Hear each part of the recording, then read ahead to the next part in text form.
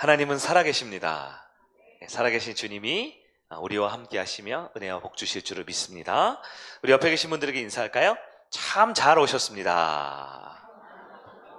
네, 아멘. 날씨가 많이 추우시죠? 네. 우리 한 번 더 조금 더 먼 분들에게 인사할까요? 요즘 독감이 유행이라고 하는데 감기 조심하세요. 인사 한 번 더 합니다. 아멘, 아멘. 네. 네. 조금씩 감기들이 다 있으신 것 같은데 네, 건강한 또 한 주 되기를 주님 이름으로 축원합니다. 오늘 우리가 창세기를 계속 보고 있는데요. 오늘 창세기 7번째 그리고 주제로는 4번째 주제죠. 우리 바벨에 대한 얘기인데요. 오늘 제목이 조금 제가 고민을 했는데 하나님의 재개발이라는 제목으로 우리 말씀을 한번 보도록 하겠습니다. 먼저 책을 한 권 여러분 소개를 잠깐 하려고 하는데요. 네, 제가 우리 청년 시절에 신학생 시절에 가장 기억에 남고 가장 인상 깊었던 책 중에 하나가 하나님의 도성이라는 책이 있습니다. 하나님의 도성, 또 신의 도성 혹은 두 도성 이야기, 약간 이렇게 제목이 여러 버전이 있는데요. 이것은 여러분 들어볼 법한 저자죠. 어거스틴이라는 분이 쓴 책입니다. 하나님의 도성은 14년 동안 쓰셨대요. 14년. 그리고 책이 권수가 22권입니다. 22권을 묶어서 요즘에는 아주 두꺼운 책으로 단행본으로도 나와 있는데요. 이 배경이 언제냐? 배경이 최근이 아니라 로마 시대입니다.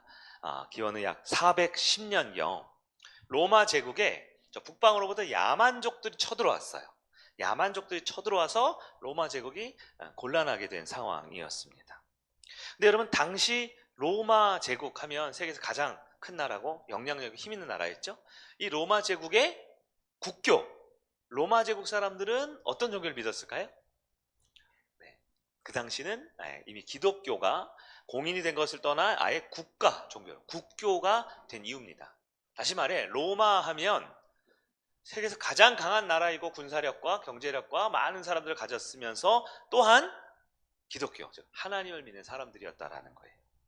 그런데 그렇게 하나님을 믿고 그렇게 경제적, 문화적, 또 군사력도 강한 로마 제국이 하나님도 모르고 그냥 막 자기들끼리 막 살던 막 야만인들이 쳐들어왔는데 그 야만인들에게 속수무책으로 당하는 겁니다.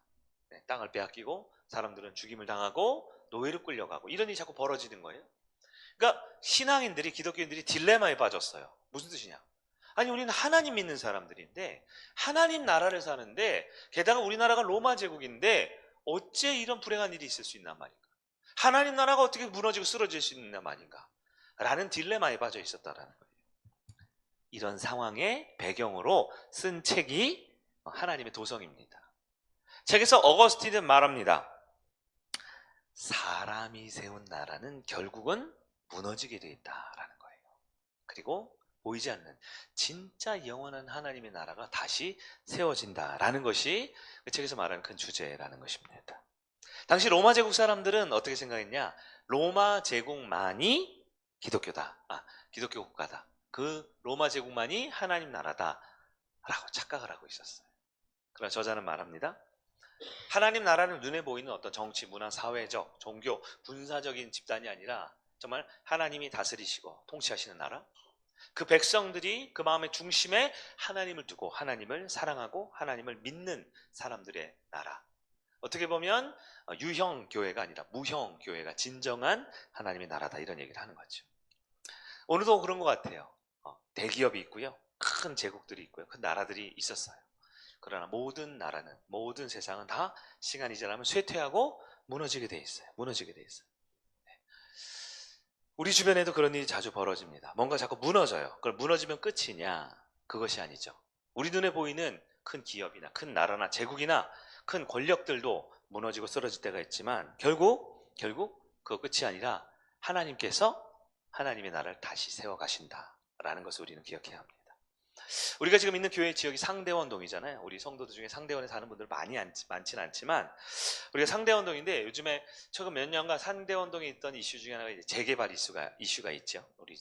우리 큰 길가 쪽으로 있는 아파트 단지나 이제 재개발이 진행된다라는 이야기들이 계속 진행 중인데요.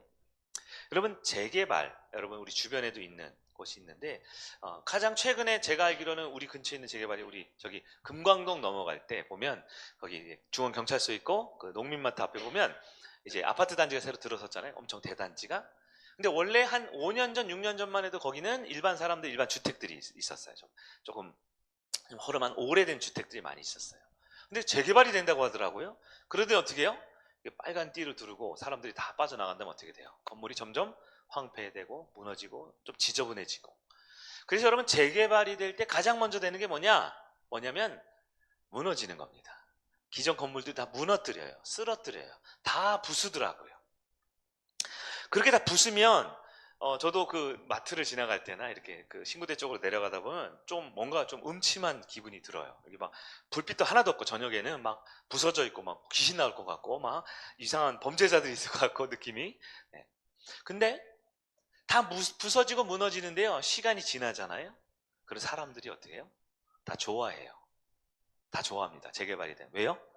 그 전보다 더 나은 가치 있는 곳으로 바뀌었기 때문에 그래요. 더 아름답고 쾌적하고 안전한 곳으로 바뀌기 때문에 그렇습니다. 지금 제 예를 든 곳은 이제 아파트 대단지가 들어왔지만 일반적으로 우리 한국에 여러 재개발되는 곳들 있잖아요. 보면 요즘에는 아파트나 상가만 지을 수 없죠. 재개발이 되면 그곳에 공원도 생기고요. 맞죠? 우리가 뭐 좋아하는 뭐 카페 같은 거리도 생기고요. 사람들이 이용하기 좋은 쾌적한 그런 곳으로 바뀌게 되는 것이죠. 자, 허물어질 때가 있어요. 무너질 때가 있어요. 그럼 그 당시에는 우리 마음이 좋지 않아요. 아, 왜 이렇게 했지? 왜 무너뜨리지? 멀쩡하고 왜 다 부수는 거야? 근데 시간이 지나보면 우리는 깨닫죠. 아, 이렇게 좋아지는구나. 우리가 저쪽 그 위례 쪽으로 송파 쪽 넘어갈 때 보면 우리 잘 아시죠? 우리 남한성선 순환로가 있잖아요. 우리 교회 앞으로 가는데 여러분 아시죠? 저 금광교회에 넘어갈 때 길이 한 5년 6년 아주 지지부진하게 지저분했잖아요. 언덕도 내려가고 오르락 내리라. 근데 아마 작년 하반기부터 급작스럽게, 맞죠? 공사가 막 진행이 되더니 지금 어떻습니까?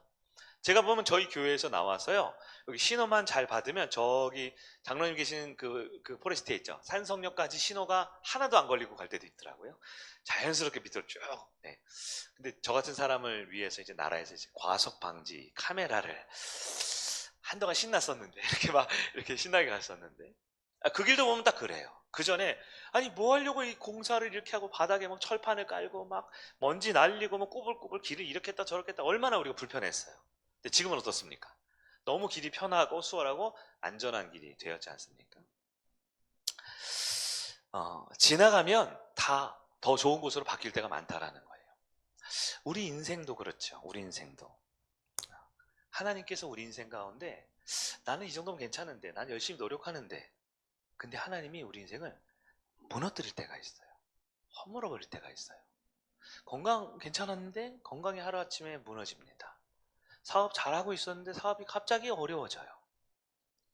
여러 사람들과 관계가 있었는데 친구도 많고 연말연시 갈 때도 많고 놀 때도 많았는데 교회 다니면서 신앙생활하면서 이제 친구도 끊어지고 관계도 안 좋아지고 여러 가지 불이익을 당할 때가 있어요. 그럴 때 우리는 아쉬움이 남습니다. 때로는 이 변화되는 바뀌어지는 현실 가운데 화가 날 때도 있어요. 아, 왜 이런 일이 자꾸 벌어지는 거예요? 잘 이해가 안 될 때가 있습니다.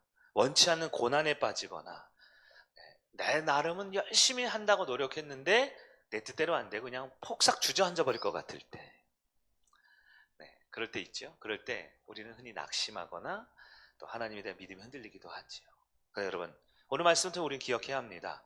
하나님께서 때로는 더 좋은 것 주시기 위해 우리가 가진 것을 허물 때가 있다라는 거예요.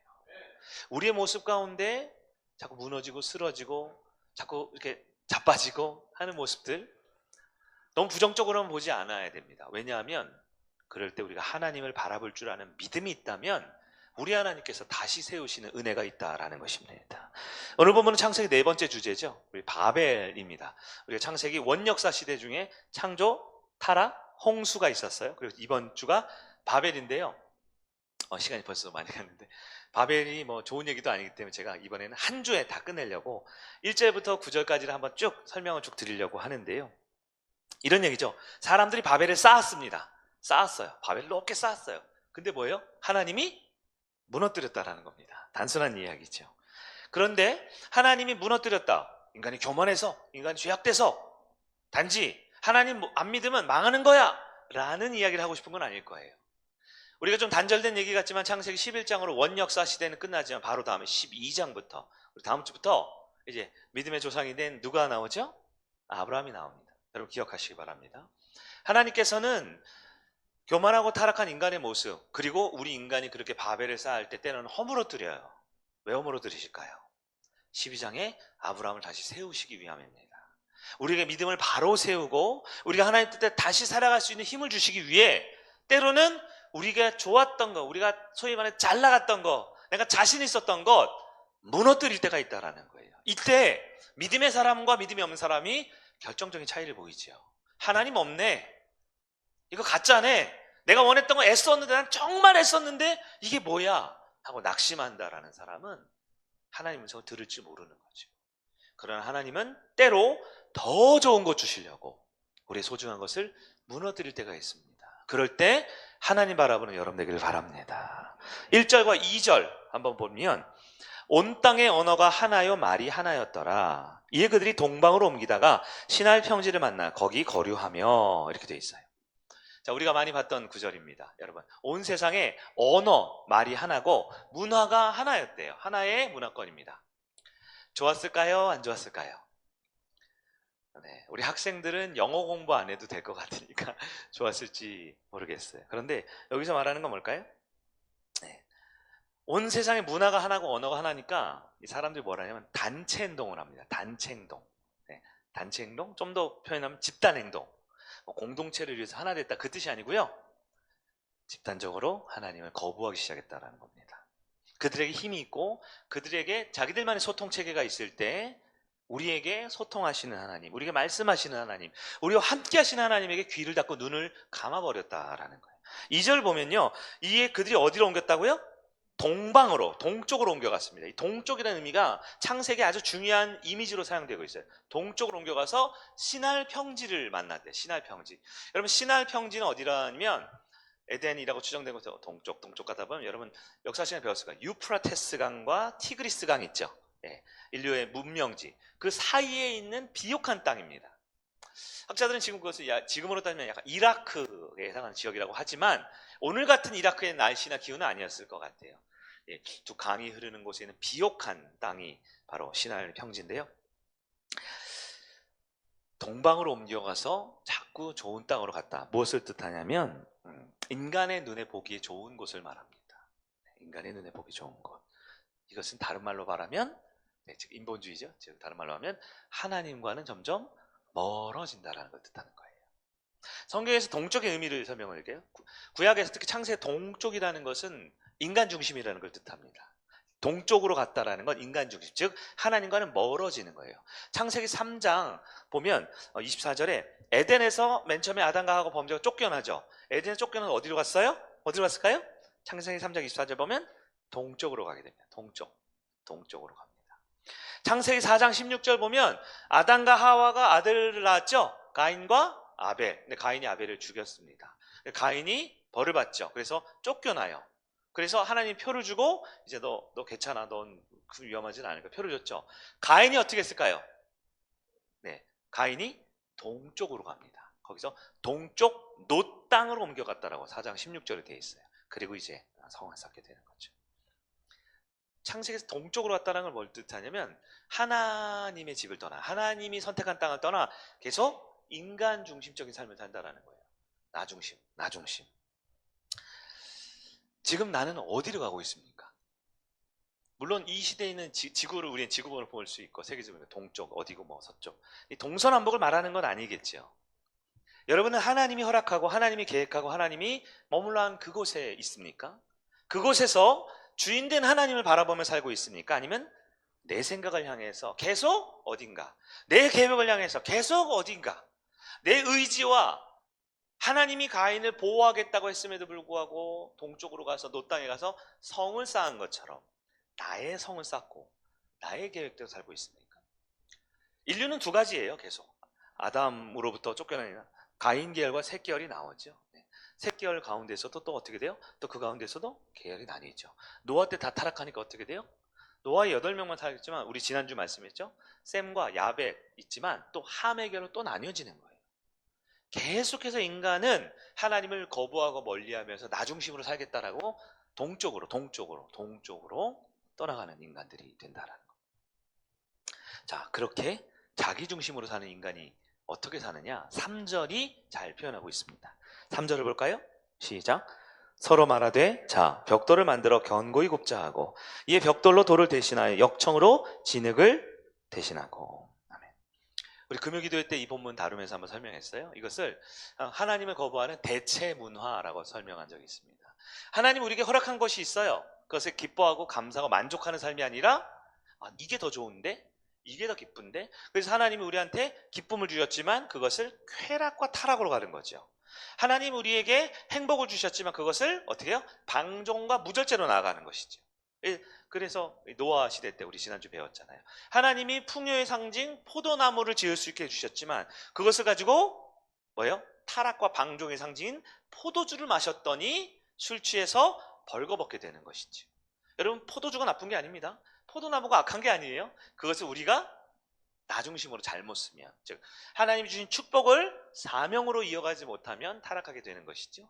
마찬가지입니다. 여기 보면 벽돌을 만들자라고 되어 있어요. 벽돌. 우리 옆에 오른쪽 왼쪽 보면 벽돌 모양이 있잖아요. 벽돌 있죠? 근데 여러분 그전에는 벽돌이 아니라 뭘로 만들었냐? 돌을 가지고 사용했어요. 여러분 생각해 볼까요? 돌이 있습니다. 돌로 뭔가 이렇게 뭐 탑을 하나 지은다고 생각해 보세요. 그러면 돌이 어디 있어요? 여러분 집안에 돌 다 갖고 계세요? 아니죠. 어디 있어요? 여기서 저기서 가지고 와야 되죠. 네, 가져오는 이동. 또 돌이 무거워요, 안 무거워요? 돌이 돌무게잖아요. 돌 무겁잖아요. 돌을 가지고 와야 되는 수고와 노력이 있습니다. 돌로 건물을 짓는데요. 여러분 돌은 어때요? 큰 게 있고 작은 게 있죠. 네모난 게 있고 세모난 게 있고 지멋대로죠. 모양을 맞추기 쉽지 않습니다. 즉 하나님이 우리에게 주신 것은 내 뜻대로 다 되지 않아요. 네, 돌이냐 벽돌이냐 단순한 이 건축술에 대한 개념이 아니고요. 하나님이 나에게 허락하신 것이 있고 내가 하고 싶은 게 있다라는 거예요. 돌을 대신해서 뭘 했냐? 사회학자들 말하죠. 인류의 가장 큰 혁명이 두 가지가 있어요. 첫 번째는 산업혁명 아시죠? 제임스 와트를 통해서 증기기관 발명했잖아요. 인간이 하던 것을 말이 끌다가 나중에는 칙칙폭폭 증기기관, 기차가 기계가 끌기 시작했을 때 엄청난 힘으로 발전했죠. 근데 그 전에 산업혁명 이전에 있었던 큰 혁명이 뭐냐면 벽돌혁명이라고 표현하는 분들이 있어요. 벽돌혁명 뭡니까? 여러분 옆에 있는 벽돌을 보세요. 무슨 모양이에요?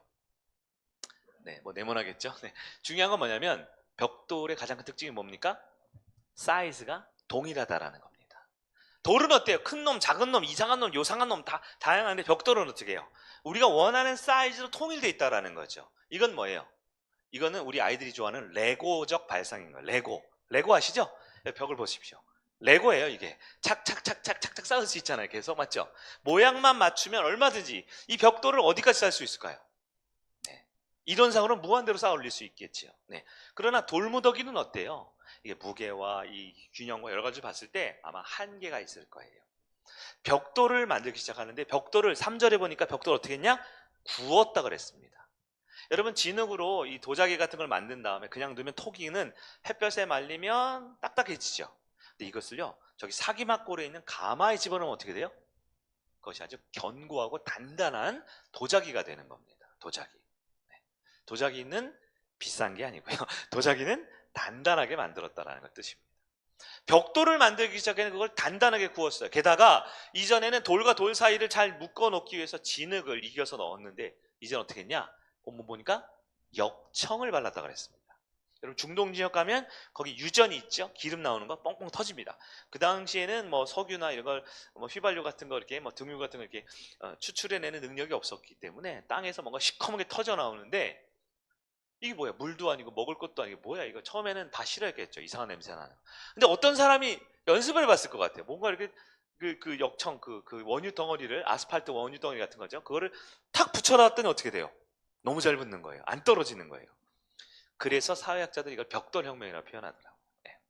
돌과 진흙으로 짓던 것을 이제는 벽돌을 견고하게 단단하게 구워서 역청을 발라서 뭘 만들어요? 자기를 지킬 것을 만들기 시작하죠. 아마 처음에는 조그만 집을 짓지 않았을까요? 그래서 어떻게 해요? 저쪽 사람이 자꾸 괴롭혀요. 그러니까 괴롭히지 말라고 어떻게 해요? 담벼락을 세웠을 겁니다. 그러다가 어떻게 돼요? 오늘 창세기 12장 바벨을 가니까요. 어떻게 해요? 그걸 가지고 점점 자기 힘을 키우고 능력을 키우기 시작한 거죠. 근데 여러분 여기서 우리가 기억해야 할 것이 있어요.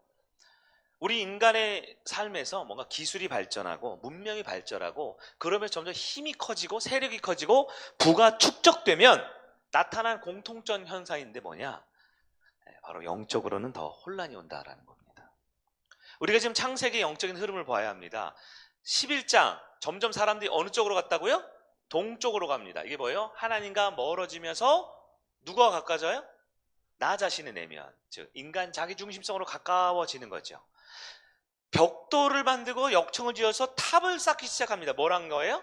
하나님의 보호와 하나님의 인도하심 없이 내 힘과 내 머리와 내가 가진 능력과 힘으로 살겠다라는 것을 의미하고 있다라는 겁니다. 여러분 어떻습니까? 여러분의 손에 뭔가 많이 쥐고 싶죠? 네, 집도 더 커졌으면 좋겠고, 네, 회사도 더 넉넉했으면 좋겠고, 내가 가진 인맥과 내가 가진 인기, 나를 좋아하고 내가 가진 역량이 더 커졌으면 좋겠죠. 그건 우리가 인류가 발전하면서 성장하는 모습 중에 하나지요. 그러나 더 중요한 것이 있습니다. 더 중요한 것은 그래서 우리 옛날처럼 뭐 벽돌로 집 짓지 말고 뭐 돌 쌓아서 짓자 그렇게 살자라는 뜻이 아니죠. 중요한 것은 우리 마음의 중심에 누가 있느냐인 것입니다. 점점 동쪽으로 하나님을 멀어지는 인생을 산다라면 우리는 이제 다음 주부터 보겠지만 아브라함이 어떻게 해요? 다시 서쪽으로 메소포타미아에서 갈대아우르에서 하란에서 가나안을 향해 서쪽으로 다시 돌아가는 인생을 살아야 된다는 것이지. 내가 가진 소유와 능력 커지면요 우리에게 함정이 나타납니다. 괜찮은데 이거 넉넉한데 좀 더 먹고 살만한데 힘 있는데 능력 있는데 그러나 알고 보면 우리 가운데 큰 함정이 있어요. 이 세 가지를 정리하면 첫째는 불신이고 둘째는 교만함이고 세 번째는 현실에 안주하는 겁니다.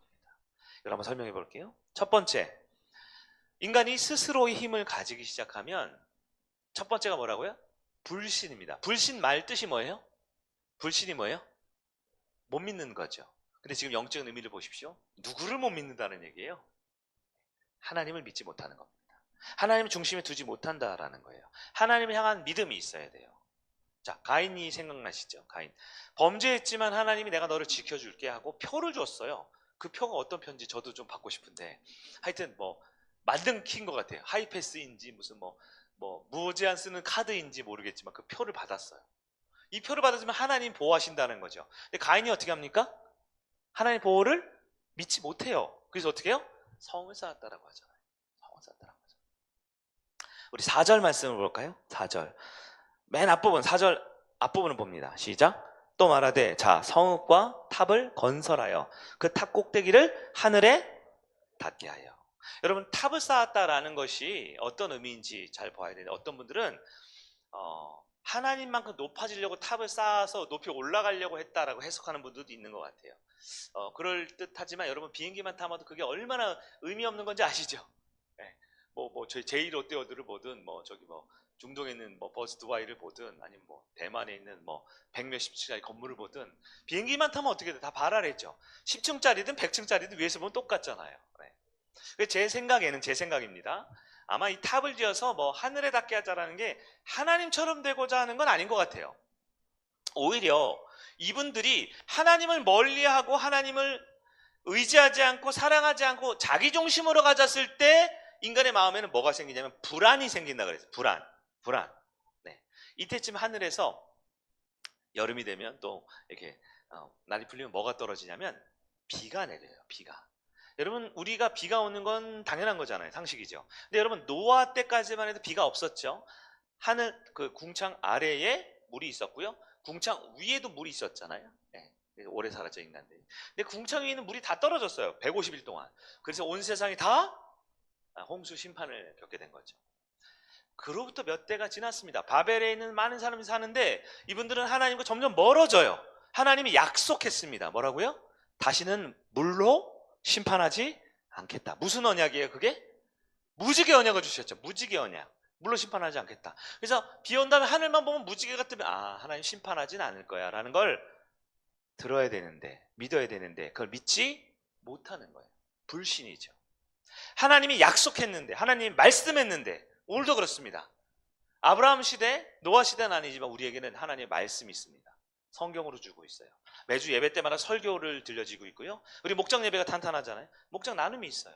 말씀하시는데도 불구하고 듣지를 않아요. 불신합니다. 그러면 어떻게 해요? 비만 오면 무슨 생각이 들까요?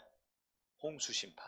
비만 오면 마음속에 트라우마가 있어요. 무슨 트라우마? 비 많이 오면 우리 다 죽는데. 두렵죠. 그래서 어떻게 합니까? 그들이 가진 기술력과 그 당시 최첨단 기술인 벽돌 이 건축술로 어떻게 해요? 점점 높게. 왜? 비가 와도 우리는 안 죽어야 돼. 비가 와도 산만큼 높이 쌓고 하늘만큼 높이 쌓으면 우리는 아무리 하나님 비를 내려봐도 우리는 우리끼리 살 수 있어 라는 것이죠. 여러분, 오늘날 가장 큰 위기가 무엇이냐? 믿음이 없는 겁니다. 믿음이 없는 거예요.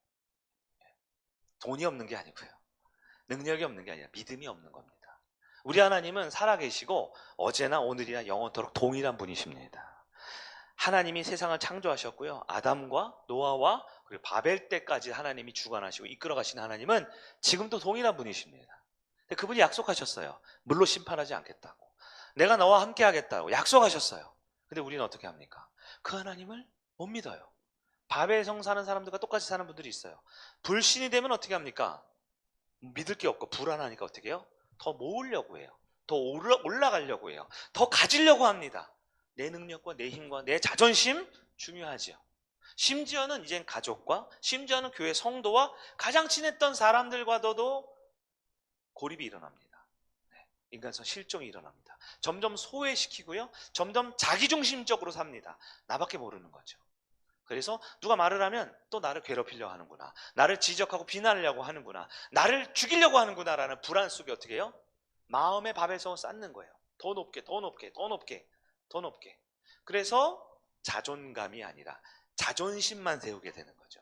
자존심이 자꾸 높아져요. 누가 건드리면 어떻게 해요? 나 이런 사람이야. 나 성 높아. 나 하늘 위에 닿을 만큼 나라는 사람은 중요해. 라고 인간 소외가 점점 일어나게 되는 겁니다. 여러분, 하나님의 음성을 듣지 못하면 우리가 인간이 이렇게 불신하게 되는 거예요. 누가복음 12장에 어리석은 부자 이야기, 제가 일부 때 예를 들었는데요. 어리석은 부자가 있었습니다. 예수님이 비유를 드셨어요. 열심히 일해서 돈을 벌었습니다. 진짜 열심히 일했어요. 그래서 집 창고마다 곳간마다 먹을 것과 은근 보물 폐화가 가득 찼어요. 이 사람이 생각하죠. 내가 열심히 젊은 나이에 땀 흘려 고생해서 이제 내가 좀 먹고 살만하고 이제 내가 좀 되겠구나 싶었어요. 그리고 그날 밤 편안하게 잠자리에 듭니다. 근데 그 비유에서 나오죠. 그날 밤에 우리 주님이 그를 찾아갔습니다. 그리고는 아무개야, 내가 오늘 너의 생명을 데려가겠다라고 말씀하셨어요. 인간의 능력이 어디까지 모르겠지만 아무리 뛰어난 사람도 다른 사람보다 10배 더 능력이 있겠습니까? 10배 더 오래 살고 10배 힘이 세고 10배 더 똑똑하겠습니까? 아니요, 정말 탁월해요. 그래서 100배 똑똑하다고 해봅시다. 1000배 돈이 많다고 해봅시다. 그래도 인간은 거기서 거기입니다. 제가 뭐 역사를 알고 나이가 많아서가 아니라 인간은 거기서 거기예요. 잘나면 얼마나 잘났고 부족하면 얼마나 부족합니까? 거기서 거기라고요. 2배 차이 날까요? 사람이? 능력이? 지식이? 거기서 거긴 인생. 하나님께서 오늘 밤에 당장이라도 너 이리 와. 그 하나님의 법을, 하나님의 계획을 능가하고 이겨낸 사람이 있습니까? 그 비유를 말할 때 사람들이 뭐라고 하면 어리석은 부자의 비유라고 말해요. 어리석은 부자의 비유. 그러니까 요즘 젊은 MZ세대는 그러더라고요. 어리석어도 부자였으면 좋겠대요. 어리석어도 부자 한번 해보고 싶대요. 어리석더라도 좀 바보 같아도 쪼다 같아도 좀 무시당하고 조금 이기적이고 못나도 부자 한번 해보고 죽고 싶다 이런 사람들이 있더라고요. 근데 여러분, 원어를 보면요, 그 이야기는 어리석은 부자가 아니라 반대예요. 똑같은 의미인데요. 부자인 바보라고 돼 있어요. 부자인 바보. 바보 아시죠? 바보가 뭐예요? 바보요. 사람 구실 못합니다. 인정 못 받아요. 모든 사람에게 버림받고 무시당하고 그렇게 살다가 하나님께 버림받는 존재예요. 바보. 돈이 좀 있지요. 남들 앞에 조금 저 사람 뭐 특별하네 라고 칭찬을 받을지 모르지만 그 사람 누구예요? 바보라고요. 영어로 리치 풀이에요. 풀. 바보라고요. 많은 사람들은 그 어리석으면 쓱 빼놓고 어쨌든 부자만 되면 됐지 라고 이 시대 마귀가 주는, 세속이 주는 말 가운데 온 인생을 다 갖다 바치고 있어요. 그래도 부자가 되면 되는 줄 알고. 여러분 아무리 부자면 뭐합니까? 사람들에게 무시당하고 하는 게 버림받는 바본데요. 여러분 그렇게 사시겠습니까? 왜 어리석은 부자가, 왜 바보인 부자가 삽니까? 그 사람은 하나님의 음성을 듣지 않는 사람을 말하는 것입니다. 하나님의 약속을 듣지 않고 하나님을 믿지 못하면, 즉 불신 상태에 빠지면 곧장 이어지는 인간의 두 번째 마음의 상태가 뭐냐? 교만함입니다. 교만함. 4장 4절 중반부에 있죠. 뭐라고 되어 있어요?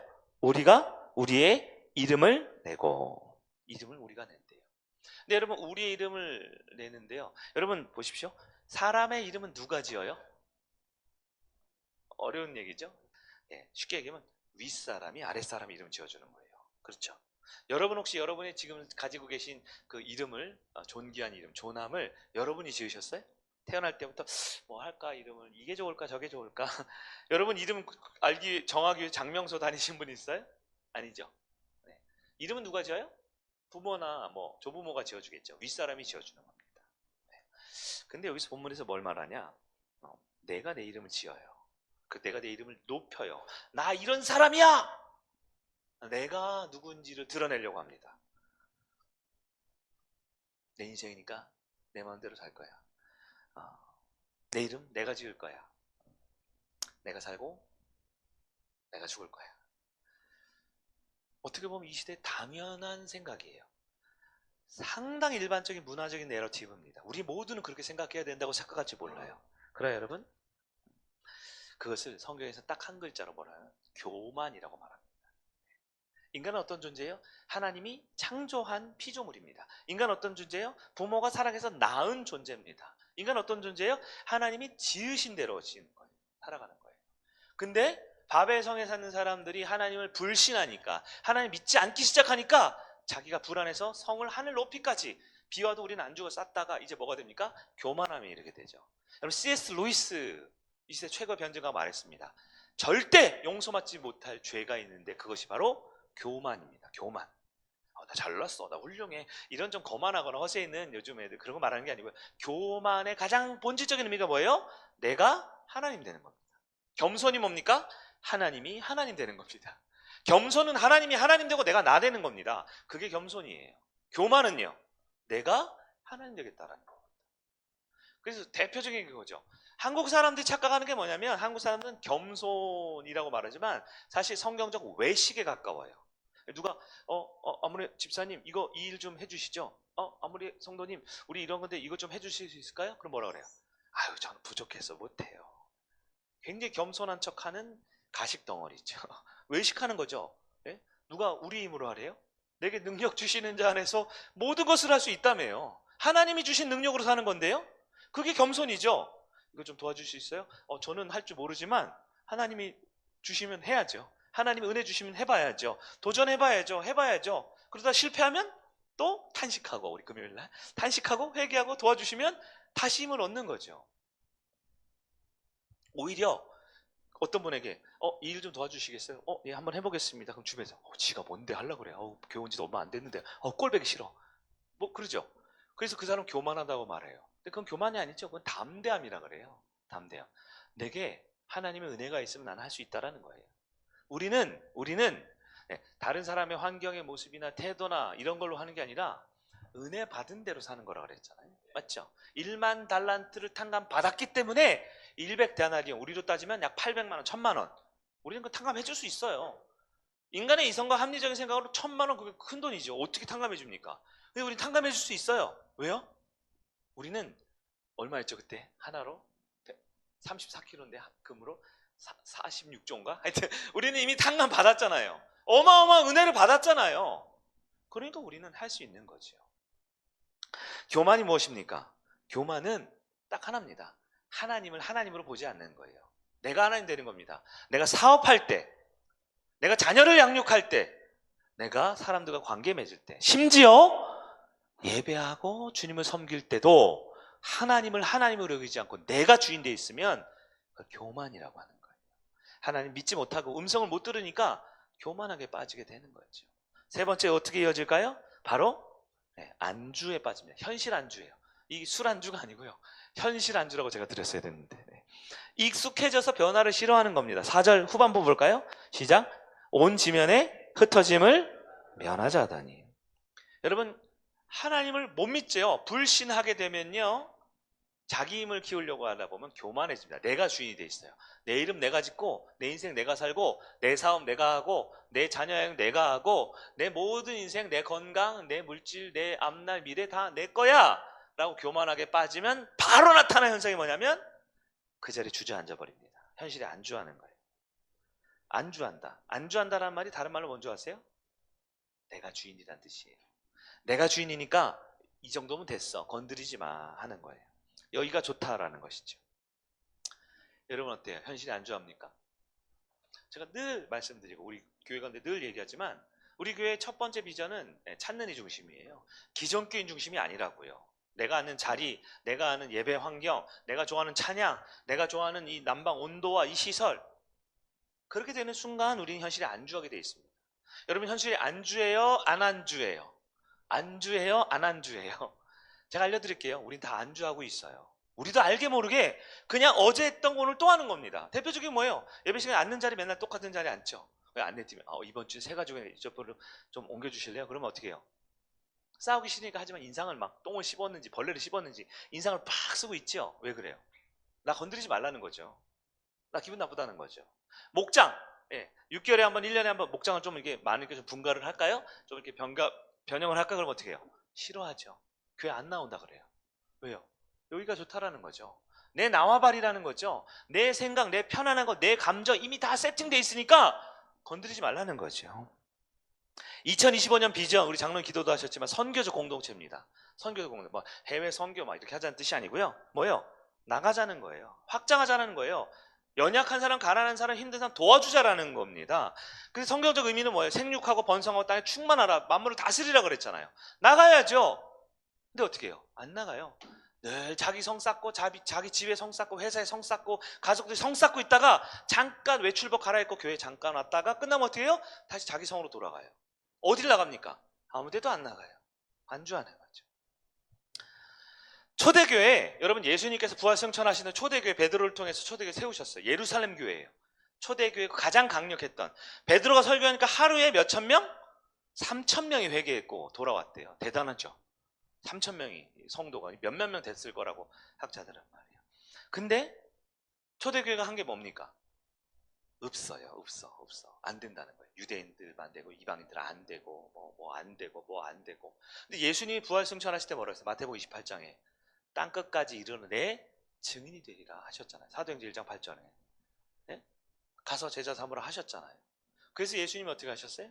부활하신 예수님이 초대교회를 보고 예루살렘께 부흥하네. 소위 말해 지들끼리 잘 먹고 잘 사는 초대형 교회 만들어 놓고 예루살렘께서 뭐 했어요? 엘리베이터 만들었어요. 지하 식당 팠어요. 어떻게 해요? 위에 잔디 깔아놓고선 예배 끝나고 커피 한잔 할 아름다운 곳 만들어 놓고 있다고요. 그래서 우리 주님이 어떻게 했어요? 깨 부셔버렸어요. 예루살렘 교회를. 어떻게 해요? 전 세계로 다 가난하고 연약한 자로, 과부하 고아로, 외국인으로 다 온 세상 흩으셨어요. 디아스포라라고 그러죠. 저희 흩으셨어요. 왜요? 그게 하나님 뜻이거든요. 여러분, 예루살렘 교회가 그렇게 강성한 초대형 교회가 됐으면 여러분 다 지옥 갑니다. 우리는 구원 못 받아요. 우리가 구원 어떻게 받습니까? 이 대한민국 땅의 이 성남 지역에 어떻게 우리가 구원의 복음의 씨앗이 있어요?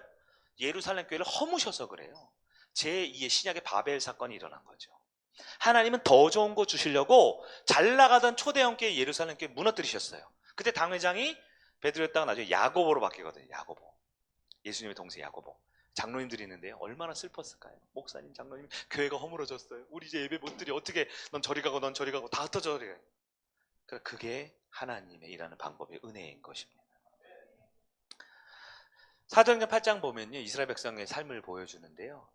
바울이 또 누가가 표현하기를 여호수아가 과거 회상한 장면이 잠깐 나오는데 이런 얘기예요. 광야에서 몇 년 동안 방황했죠? 40년. 그리고 이제 가나안 땅 들어가잖아요. 근데 놀랍게 40년이 끝날 즈음에 여호수아가 여기에 들어가자 할 때 이스라엘 백성이 뭐라 그래요? 그냥 여기 살죠 그래요. 놀랍죠? 그 광야에서 낮에는 구름기둥 불기둥 없으면 못 사는데 맨날 만나 메추라기만 먹었는데 맞죠? 반석에서 물 꺼내 먹고 겨우 아말렉 쳐들어오면 막 기도해 살고 막 그 광야를 살았는데 가나안 땅 들어가자 여기가 좋대요. 그 전 사건은 뭡니까? 그 전 사건 광야 떠돌 때 뭐라 그래요? 이스라엘 백성이 뭐라 그래요? 이집트로 돌아가재요. 애굽으로 돌아가재요. 사람들이 그런 거예요. 변화를 싫어합니다. 왜요? 하나님을 신뢰하지 않을 때 인간은 교만함하게 빠지게 되고, 교만하게 빠지면 누가 주인돼요?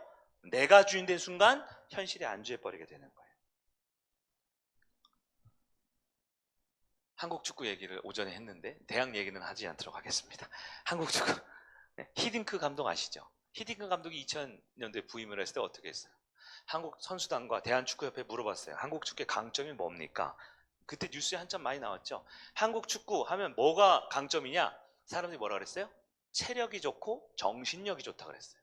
우리는 대안에 거나 정신력, 호랑이 정신은 무장한 한국 축구는 정신력이 좋다. 악으로 깡으로 버틴다. 근데 히딩크 감독이 그거 아니라 그랬죠. 그거 아니야. 아니야. 너네 체력 약해. 너네 정신력 썩었어. 그래서 어떻게 해요? 체력 훈련을 엄청 시켰어요. 체력 훈련. 히딩크 감독이 보기에, 제가 히딩크 감독은 아니지만 그걸 느꼈던 것 같아요. 아, 대한민국 축구가 왜 안 되는가? 안주하고 있구나. 그 동아시아 지역에 맨날 일본 이기고 중국은 뭐 말할 것도 없고 그 동아시아 몇 개국, 그 동남아시아에 좀 잘하니까 지들이 잘하는 줄 알고 세계 나가면 5대 빵인데 5대 0을 계속 쳤죠. 유럽 축구, 뭐 남미 축구 맨날 지면서 그 동네에서만 잘한다 생각하니까 너네 아니야. 체력 훈련 시켰죠. 죽어라 체력 훈련. 공포의 삑삑 왔다 갔다 셔틀런 하는 거 있죠? 아세요? 왔다 갔다 하는 거. 그래서 어떻게 됐어요? 그래서 툭 튀어나온 게 누구예요? 박지성, 이영표 이런 사람들 있죠. 체력 되고 뭐 세계의 심장인가요? 학연 지연이 있었어요. 무슨 대학교 출신, 무슨 감독 출신, 누구 뽑아야 돼. 저 사람은 국가대표 몇 년에서 또 뽑아야 돼. 히딩크 감독 어떻게 했어요? 존댓말도 쓰지 말고 다 반말하라, 이름 부르라 그랬죠. 주전 경쟁시키고. 자, 제가 축구 감독은 아니지만 제가 느끼는 게 그걸 보면서 어떤 리더십인가? 세상을 바꾸려면, 공동체를 바꾸려면, 사람이 변화되려면 현실에 안주해서는 안 된다라는 거예요. 좋은 선생님들은 어떻게 합니까? 가만두지 않아요.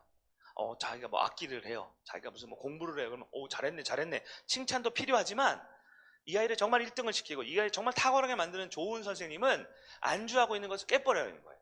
깨버려요. 어떻게 해요? 다시 해. 새로운 걸 해. 도전해. 하는 거죠. 자, 인간의 손에 뭐가 쥐어지면, 아까 뭐가 쥐어지면 벽돌이 쥐어지고 역청이 쥐어졌어요. 하나님이 주신 것을 대신해서 인간의 최첨단 문명, 문물이었어요. 최신식 발전 기술, 건축술이 손에 쥐어지니까 인간은 어떻게 해요?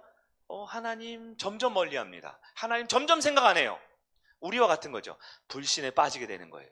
믿지 않아요. 그러면요, 교만하게 빠져요. 그러면요, 자연스럽게 뭐가 돼요? 안주하게 되는 거죠. 여기가 좋다라는 거예요. 한국교회가 그렇죠. 복음 전도를 안 해요. 예수 믿으라고를 안 해요. 가끔 초청하는, 우리 교회도 이제 작년에도 초청하는 분은 뭐예요? 떡국이 맛있다고 오라 그러더라고요. 만두 빚으라고 오라 그러더라고요. 저기 좋은 거 텐트 만들어 놨으니까 저기서 우리 티 마시자고. 물론 좋지요. 문화적 조건 좋지요. 근데 제가 얘기했잖아요. 예배를 드릴 줄 모르면 무슨 의미가 있습니까? 그래서 나중에 그분들이 왔다가 떠날 때 뭐라 그래? 예배가 너무 힘들어서, 설교가 길어서 가요. 여러분, 망하게 하는 겁니다. 교회 초청을 한다면 예배를 드리게 해야죠. 말씀을 듣게 해야죠. 그 선 넘어가야 돼요. 넘어가야 돼요. 그 다음에 티도 하고 만두도 빚고 만두도 싸주고 2개 싸주고 3개 싸주고 해주세요. 우리가 누구인지를 놓치면 안 된다는 겁니다. 하나님을 사랑하고 하나님을 두려워하고 하나님을 믿을 줄 모르면 우리는 무너지는 거죠. 우리에게 적용해 봅시다. 요즘 어때요? 여러분 나가면 잘 나가시죠?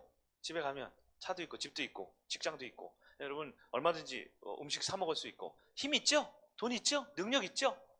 이것은 곧 우리 영적 위기라는 거예요. 노아 때를 보면 하나님이 포도나무를 풍요로 줬지만 그것을 타락하니까 어떻게 해요? 포도주로 방종해서 술 취해서 벌거벗었다라고 그랬잖아요. 우리도 그렇죠. 우리에게 주는 게 있어요. 벽돌. 요즘엔 벽돌이 나쁜 의미겠지만 그 당시 최첨단 문물인 물질이나 건강이나 재화나 능력이나 스펙이나 여러분에게 뭔가 특별한 걸 주셨을 때 우린 그걸 들고, 한 손에 그걸 들지만 하나님을 향해 믿음의 손을 들 수 있어야 돼요. 예배를 드릴 줄 알아야 된다는 겁니다. 말씀을 들을 줄 알아야 되는 거예요. 하나님을 두려워하고 하나님을 사랑할 줄 모르면 우리는 금방 우리 손에 있는 이 좋은 것 가지고 뭐래요? 하나님 믿지 않는 불신. 그래서 우리가 성을 쌓아요. 교만, 우리 이름을 드러내려고 합니다. 안주, 여기가 좋아요. 변화 싫다라는 거예요. 네? 그래서 예배 드리거나 말씀 드릴 때도 내가 좋아하는 거, 축복, 은혜, 이런 거 하면 좋아하고, 네? 변화해야 됩니다. 회개해야 됩니다. 돌이켜야 합니다. 그럼 점점 거부하고 밀어. 왜? 우리 성이 있으니까요. 화배 성이 있으니까요. 언제든지 안주할 수 있으니까요. 그것을 깨야 한다라는 것입니다. 5절과 6절 보니까 뒷부분에 이렇게 돼 있어요. 이후로는 그 하고자 하는 일을 막을 수 없으리로다. 인간이 하는 거를 하나님 보시기에 막을 수가 없대요. 이건 하나님의 능력이 부족한 걸까요? 그건 아닐 거예요. 뭘까요? 네. 부모와 자녀 관계를 보면 됩니다. 우리 자녀가 뭘 행동을 하면 부모 입장에서는 힘으로는 막을 수 있겠죠. 뭐 때리거나 뭐 감옥에 가두면 되겠죠. 근데 그러지 않잖아요. 내 자녀가 말 안 듣는다고 감옥에 가두거나 경찰에 신고하지 않잖아요. 어떻게 해요? 어쩌지 하는 그 안타까운 마음이 들어요. 이대로 두면 망하는데, 이대로 두면 안 되는데 어떻게 해요? 일단 눈물 머금고 부모가 결단해야 될 때가 있는 거죠. 교만한 인간은 자기가 옳다고 생각합니다. 세상에 듣지를 않아요. 그게 가장 큰 문제입니다. 창세기 강의 시작할 때 첫 번째 말씀이었죠. 창조는 듣는 겁니다. 듣지를 않아요. 들으면 이해하게 되고 이해하면 적용하게 되는데 듣지를 않으니까 내 수준에서 생각하고 적용하고 내 수준에서 추론하고 내 수준에서 상상의 나래를 펼치죠. 답이 없는 거예요. 7절 볼까요? 자, 우리가 내려가서 거기서 그들의 언어를 혼잡하게 하여 그들이 서로 알아듣지 못하게 하자. 한 가지만 볼게요. 알아듣지 못하다 했죠. 알아듣지 못하다. 네. 알아듣다라는 말은 여러분 히브리어로 쉐마입니다. 쉐마. 들어보셨죠? 들으라 라는 뜻이에요. 뭘 들으라는 얘기일까요? 하나님을 들어야 됩니다. 설교가 아니고요. 성경이 아니고요. 기독교가 아니고요. 교리가 아니고요. 하나님을 들을 줄 알아야 됩니다. 근데 듣지 못하게. 왜요? 인간은 듣지 못한다라는 건 즉 하나님을 듣지 않는다라는 거거든요. 즉 자기 생각으로 산다라는 거예요. 자기 의, 자기 계획, 자기 원하는 대로. 어쩌면 이 세상 가운데 일반 상식처럼 되어 있는 자기 개발과 자기 성공과 자기 그 성장의 모습이 이제 영적인 개념으로 봤을 때는 점점 하나님보다는 동방으로 떠나가고 있는 타락한 인간의 모습을 방증하고 있습니다. 여러분 어떻습니까? 우리는 아무리 열심히 살고 아무리 성공하고 살고 2배, 3배, 10배 남보다 잘 살아도 듣지 못하면 결국 망하는 인생이 되는 겁니다. 마지막 8, 9절 맨 뒤에 보면 8절에도 있고 9절에 있고 온 지면에 흩으셨다. 자, 누가 흩으셨을까요? 하나님이 흩으셨습니다. 왜요? 사랑해서 흩으신 겁니다. 우리는 바벨 사람들이 교만했기 때문에 타락해서 망했다라고 생각하지만 아니요. 바벨을 흩으시는 하나님, 안타깝지만 내 사랑하는 아들, 딸들이 점점 하나님을 멀리하고 하나님을 믿을 줄을 모르고 들을 줄을 모르고 자기 교만에 빠져서 현실에 안주하며 살아가는 그들을 향해 하나님은 때로는 흩으셔요. 허무세요. 왜냐하면 그래야만 다시 하나님의 나라가 시작되기 때문이다라는 겁니다. 서두에 하나님의 도성 얘기했죠. 로마 제국이 있었어요. 겉으로는 기독교였지만 실제로 사람이 세운 나라였기 때문에 그 나라는 무너졌어야만 합니다. 그래야만 이제 다시 신성 로마 제국 생기고 어떻게 해요? 그래야만 다시 기독교 나라들이 생기고 그래야만 다시 로마 카톨릭 1000년의 암흑기가 있었지만 다시 무너뜨리고 종교개혁이 일어나고 한국 사회가 조선사에 있었지만 완전히 무너지고 일제 침략받고 무너졌을 때 다시 기독교로 한국에서 세워지고 지금은 어떤 것 같아요? 세워지는 것 같지가 않아요. 제가 보기에 다시 무너지고 있어요. 하나님을 못 믿는 불신의 시대, 안 듣는 시대, 다시 교만한과 현실 안주의 시대. 여러분 두려워하셔야 합니다. 하나님 우리의 삶을 무너뜨리실지도 몰라요. 우리가 원하고 우리가 꿈꾸고 우리가 생각했던 교회를 하나님 무너뜨릴 수도 있어요. 왜요? 더 좋은 거 주시려고. 그때 살아가는 방법은 하나입니다. 내 성 무너졌어. 화내고 우리 교회 내가 원하는 대로 안 됐어. 좌절하고 낙심하는 게 아니에요. 하나님을 바라봐야 됩니다. 하나님 의지해야 됩니다. 하나님 음성을 들어야 합니다. 말씀을 정리하도록 할게요. 더 좋은 거 주시려고 하나님 무너뜨리십니다. 이 바벨성 이야기, 바벨탑 이야기는 교만한 인간의 끔찍한 치유를 말하는 것이 아니에요. 그냥 언어 하는데 왜 영어 공부하고 일본어 공부해야 돼? 언어가 혼잡됐다는 게 핵심이 아니에요. 뭡니까? 하나님이 인간이 하나가 되어서 집단 행동으로 점점 하나님을 멀리 떠나 동쪽으로 가는 인간에게 브레이크를 거셨어요. 그리고 이제 다시 하나님 없이는 살 수 없게 하나님만 두려워하게. 서두에 소개했던 어거스틴이 이런 말을 했습니다. 인간은 조금 배고프면 쥐염 열매를 찾지만 진짜 배고프면 아버지를 찾는다. 인간은 조금 배고프면 쥐염 열매. 쥐염 열매가 뭐예요? 누가복음 15장에 돼지들이 먹는 거죠. 돼지 사료, 돼지밥.